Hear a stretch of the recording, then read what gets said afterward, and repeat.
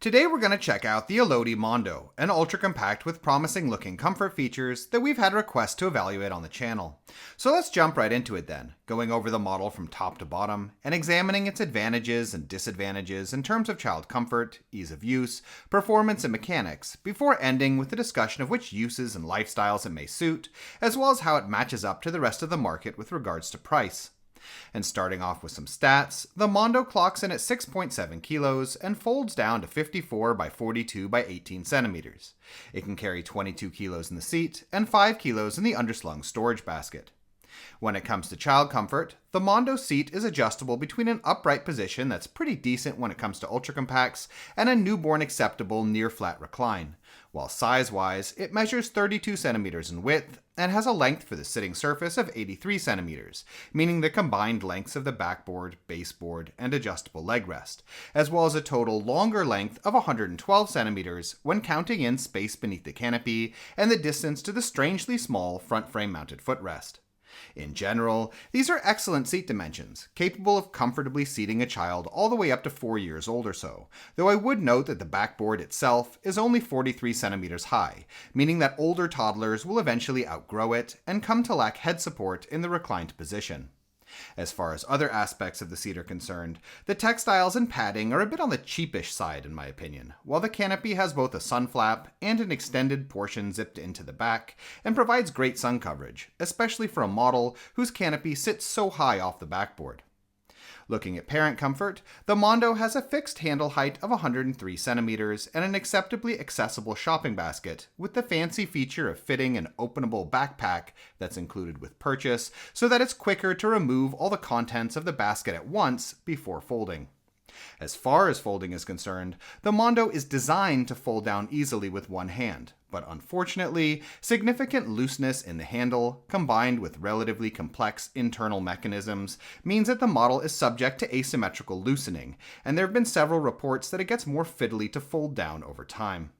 On top of this, the Mondo doesn't stand when folded, and once you press it in sufficiently for the double latch to catch, the unfolding process ceases to be easy to navigate with only one hand.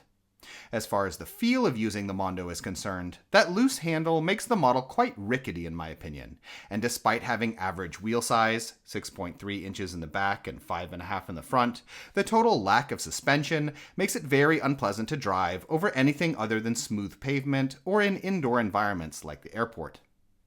Alright, let's move on to the mechanics of the Mondo then, beginning with the handle, the folding system, and the general structure of the chassis, where, as I mentioned, the handle's unfortunately quite loose in the upper hinges right out of the box, and while these hinges, as well as the central locking hubs, are decently sized and thus unlikely to snap outright, there have already been reports that the internal folding system, a rather complicated setup involving two long interacting pairs of wires and unlocking mechanisms, can cease to function as it should, in some cases in under 2 years of use. And while the rest of the chassis further down has decent cross support, with a welded crossbar on the rear frame and a strong front frame, this is all unfortunately below the point at which it could save the model from asymmetrical loosening affecting its internal components, which can in some cases render the model unusable.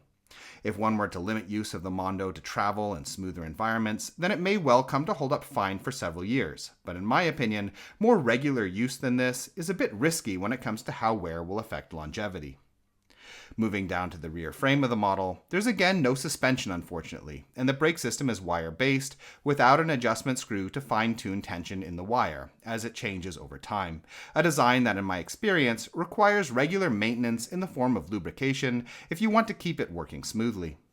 The wheels themselves sit tight within their housings and are sturdy when it comes to the rims, but the tires are quite smooth, not providing much traction, and are also built of a somewhat softer foam, which can wear down and get ugly after a while.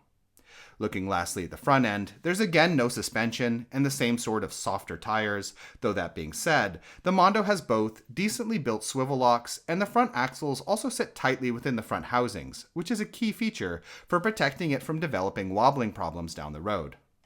So, should you get the Mondo then? Generally, I'd say no. The price is simply a little too close to stronger built premium models in my opinion to make up for that loose handle, lack of suspension, lack of a standing fold, and potential longevity issues. That being said, however, seat size is decent on the model, other than the height of the backboard, and it does have good upright and reclined positions and a long enclosing canopy, all of which are features not always easy to find depending on where in the world you live. And if options are limited, you have a taller toddler that you're struggling to find a suitable model for, and you're only buying a stroller for limited travel use, then it might still be an option if better ultra compacts are unavailable or you can get it at a discount.